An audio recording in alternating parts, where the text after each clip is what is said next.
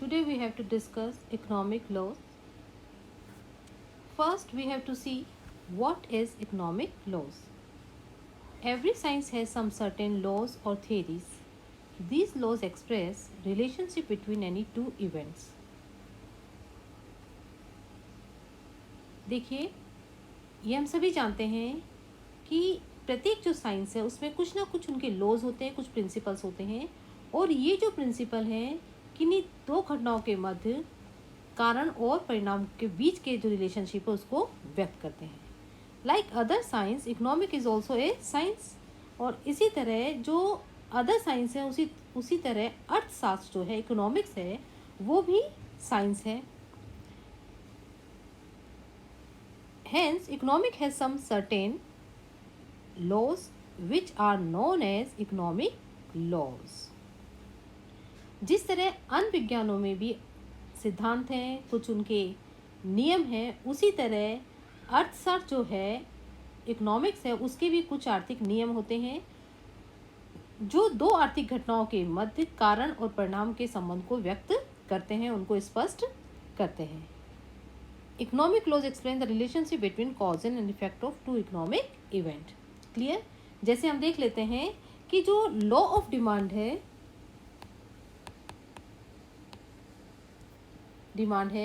वो यह बताता है कि अदर थिंग्स रिमेन कांस्टेंट. यदि किसी वस्तु का मूल्य बढ़ता है, प्राइस बढ़ता है, तो उसकी मांग क्या हो जाएगी? घट जाएगी. और यदि मूल्य घटता है तो डिमांड बढ़ जाएगी. क्लियर? तो इस तरह मांग के नियम में मूल्यों में वृद्धि एक कारण है और जिसका परिणाम क्या है? मांग का कमी होना या वृद्धि होना. क्लियर? तो इस तरह इकोनॉमिक लॉज हैं वो भी बताते हैं दो घटनाओं, जो इकोनॉमिक घटना है उनके बीच के संबंध को, उनके कारण और परिणाम को व्यक्त करते हैं. Now we have to see nature और कैरेक्टरिस्टिक्स ऑफ इकोनॉमिक लॉज, कि आखिर इकोनॉमिक जो लॉ है उनकी क्या प्रकृति, उसकी क्या विशेषताएं हैं. The first is economic laws are less exact. बिल्कुल सही है, क्योंकि जो इकोनॉमिक नियम है वो भौतिक प्रवृत्ति के कथन मात्र होते हैं. इट मीन्स वे प्राकृतिक नियमों की तुलना में कम निश्चित होते हैं. अब इसका कारण क्या है? क्योंकि ये जो नियम है, ये कोई भी जो घटना होती है, जो इकोनॉमिक लॉज की बात कर रहे हैं, उसके अनिवार्य रूप से घटित होने के बारे में नहीं बताती, बल्कि किसी घटना के घटित होने की केवल संभावना व्यक्त करती है. जैसे जो लॉ ऑफ डिमांड है, डिमांड की बात करें,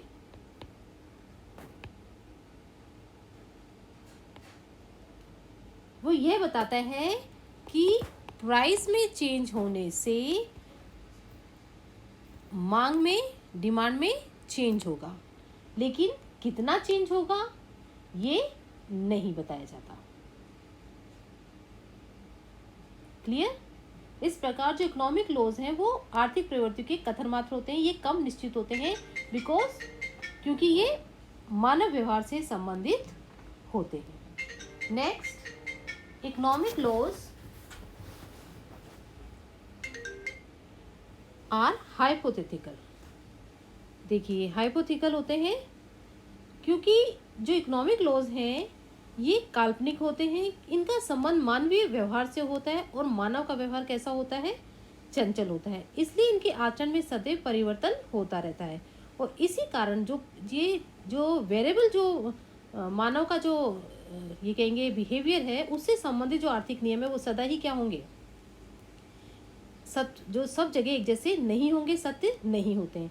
इसलिए इन जो नियम है इनके साथ हमेशा if other things being equal, जो ये शब्द है ये हमेशा प्रयोग किया जाता है. जैसे लॉ ऑफ डिमांड हमें ये बताता है कि यदि अदर थिंग्स में रिमेन कांस्टेंट, तो वस्तु के मूल्य में वृद्धि होने के कारण उसकी मांग में कमी हो जाएगी. क्लियर? क्या? कि वस्तु का मूल्य में वृद्धि होगी तो उसके मांग में कमी होगी. और इसके वाइस वर्सा हम कहेंगे कि यदि लोगों की आय बढ़ जाती है तो वस्तु के मूल्य में वृद्धि होने पर भी मांग में वृद्धि हो सकती है. Clear? Next, economic laws are social laws. आर्थिक नियम सामाजिक नियम है और इकोनॉमिक जो मनुष्य है वो व्यवहार का, जो इकोनॉमिक्स है वो मनुष्य के व्यवहार का अध्ययन करती है। इस कारण इकोनॉमिक लॉ में सामाजिक लॉ जो विज्ञान है उसके नियम भी आ जाते हैं। इसके अतिरिक्त मनुष्य और समाज की जो विभिन्न आकांक्षाएं हैं, उनकी इच्छाएं हैं, उनकी भावनाओं से ये प्रभावित होते हैं। अभी तक कोई ऐसा मापदंड नहीं बना है जो इन सबको सही सही माप सके और इसका सटीक विश्लेषण कर निश्चित नियमों को निर्माण कर सके। क्लियर? इस प्रकार जो ये सारे जो कारण हैं, इनके कारण आर्थिक नियम प्रकृति नियमों की अपेक्षा सामाजिक नियमों के अधिक निकट होते हैं। Next, economic laws are only qualitative statement.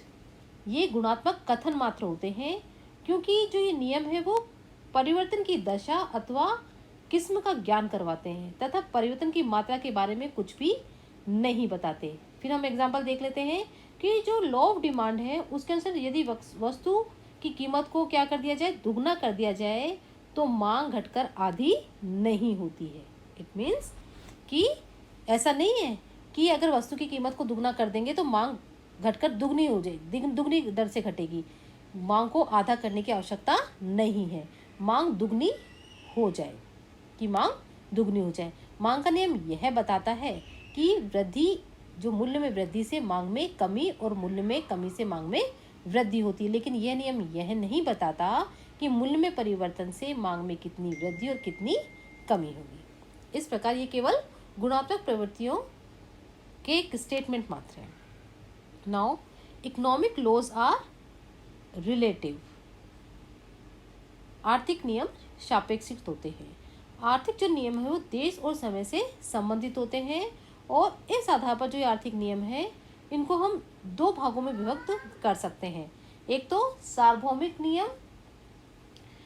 सार्वभौमिक नियम में जो सभी देशों और सभी समय और सभी परिस्थितियों में लगभग समान होते हैं, जैसे उपभोग, मांग एवं पूर्ति के नियम।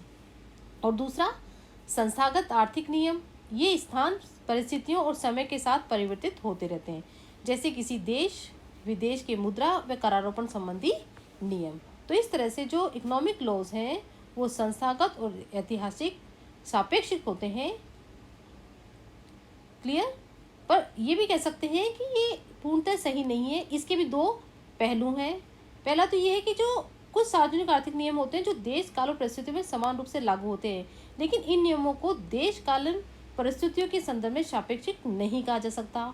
और कुछ नियम सापेक्षिक नियम तो हैं जो देश काल और परिस्थितियों के अनुसार बदलते रहते हैं। जैसे हम कह सकते हैं कि मार्क्स का जो जनसंख्या सिद्धांत है यह केवल अल्प विकसित देशों में ही लागू होता है, विकसित देशों में लागू नहीं होता है।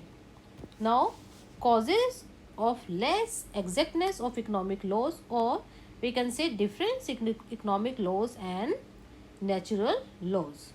तो फर्स्ट है study of human behaviour in economics. अर्थशास्त्र में मानव व्यवहार का अध्ययन किया जाता है। जो कि अर्थशास्त्र है उसकी जो सब्जेक्ट मैटर है वो कौन है? ह्यूमन है। और जो हम ये मानते हैं कि जो उसका बिहेवियर है वो चंचल और बुद्धिमान होता है, इसलिए मानवीय व्यवहार और भावना में सदैव परिवर्तन होता रहता है। और इस परिवर्तनीय आचरण पर आधारित जो भी नियम बनाए जाते हैं वो पूरी तरह से पूर्ण नहीं होते, उनका अनिश्चित होना स्वाभाविक होता है। Next, measurement of money not adequate and reliable. अर्थशास्त्र की जो मानवीय क्रियाएं हैं उनका माप किसमें माना गया है? मनी में। लेकिन ये मापदंड जो है वो अपूर्ण और अविश्वसनीय है, क्योंकि स्वयं मुद्रा के मूल्य में उसकी मात्रा में कमी अथवा वृद्धि के साथ साथ परिवर्तन होता रहता है। वही मुद्रा की जो सीमांत उपयोगिता है वह धनी व्यक्ति के लिए कम तथा निर्धन व्यक्ति के लिए अधिक होती है। इसलिए आवश्यकता की तीव्रता की जो माप है वो ठीक ढंग से नहीं होता, और यही आर्थिक नियम, इसी कारण आर्थिक नियम जो है वो निश्चित नहीं होते। जबकि इसके विपरीत जो प्राकृतिक नियम है उनके जो प्रतिपादन में मापदंड वो अधिक निश्चित एवं पूर्ण होते हैं। Next, effect of various factor on economic laws. आर्थिक नियम अनेक तत्वों से प्रभावित होते हैं। मानव व्यवहार पर आधारित जो इकोनॉमिक लॉज हैं न केवल अनेक तत्वों से प्रभावित होते हैं बल्कि इनसे संबंधित परिस्थितियों में सदैव परिवर्तन भी होता रहता है। मानव का जो व्यवहार है वो हमें मानते हैं कि धार्मिक और सामाजिक प्रथा और परिस्थिति के अनुसार बदलता रहता है, उनसे प्रभावित होता है। इसके अतिरिक्त मानवीय व्यवहारों में और भावनाओं में भिन्नता भी पाई जाती है और इसी कारण मनुष्य का जो व्यवहार है अनिश्चित एवं परिवर्तनशील होता है और इन पर जो आधारित नियम है वो भी कम निश्चित ही होंगे। और प्राकृतिक नियमों की बात करें तो उनकी सत्यता को किसमें उनको अवलोकन किया जाता है, लेबोरेटरी में परीक्षणों एवं प्रयोगों से जांचा जाता है, इसलिए ये नियम क्या होते हैं, निश्चित होते हैं। Next, factor relating to economic laws are also changing. आर्थिक नियमों से संबंधित तत्व स्वयं परिवर्तन है। इकोनॉमिक लॉज को जो प्रभावित करने वाले जो फैक्टर्स हैं वो स्वयं भी कंट्री, काल और परिस्थिति के अनुसार क्या होते हैं, चेंज होते रहते हैं और मानव व्यवहार भी परिवर्तन होता है। अतः जो इकोनॉमिक लॉज हैं वो पूर्णतः निश्चित नहीं होते, जबकि जो प्राकृतिक नियम है उनको प्रभावित करने वाले तत्व प्राय स्थिर होते हैं, अपरिवर्तित होते हैं, क्योंकि इनका प्रतिपादन लेबोरेटरी की चार दीवारों के भीतर होता है जिससे सभी परिस्थितियां नियंत्रित एवं दी हुई होती हैं। Next, economics is a developing science.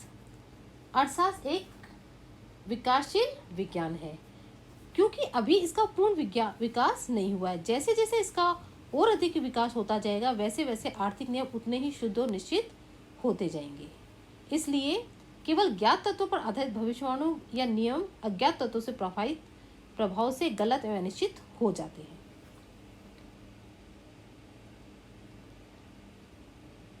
Next, economic laws can not tested in laboratory. Economic laws को लेबोरेटरी में टेस्ट नहीं किया जा सकता, ये संभव नहीं है क्योंकि समस्त विश्व का जो मानव व्यवहार है वो अर्थशास्त्र की प्रयोगशाला है। इट मीन्स उचित प्रयोग और जांच के अभाव में आर्थिक नियमों की सत्यता को प्रमाणित करना अत्यंत ही कठिन कार्य है। इसलिए आर्थिक नियम अपूर्ण और अनिश्चित होते हैं, जबकि जो प्राकृतिक नियम है, जो नेचुरल लॉज है, उनकी सत्यता की जांच या परीक्षण लेबोरेटरी में किए जा सकते हैं। इसके कारण ये नियम पूर्ण और निश्चित होते हैं। Effect of other unknown variables. जो इकोनॉमिक लॉज हैं, जो मानव व्यवहार से संबंधित जो आर्थिक नियम हैं, उनको प्रभावित करने वाले तत्व अज्ञात और अनिश्चित होते हैं। प्राकृतिक नियमों को प्रभावित करने वाले तत्व पूर्णतः ज्ञात और सुनिश्चित होते हैं। इसलिए आर्थिक नियमों में प्राकृतिक नियमों की जो निश्चितता है वो नहीं आ पाती।